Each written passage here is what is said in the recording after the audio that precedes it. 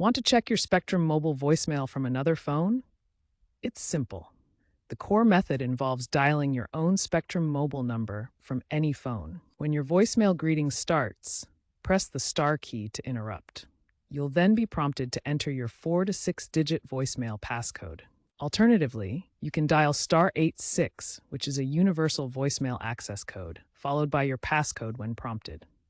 Remember, you must have already set up your voicemail and passcode through the Spectrum mobile app or by calling star 86 from your phone. This remote access allows you to listen to existing messages when you don't have your primary device. Spectrum Mobile now offers app-based visual voicemail version 5.2 Plus for iOS and Android. This lets you view, transcribe, and manage voicemails without dialing in.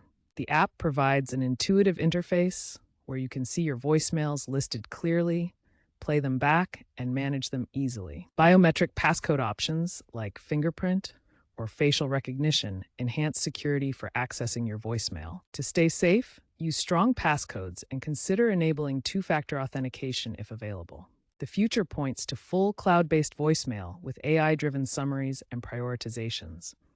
While dialing 86 still works, app integration is the trend, and traditional methods are phasing out.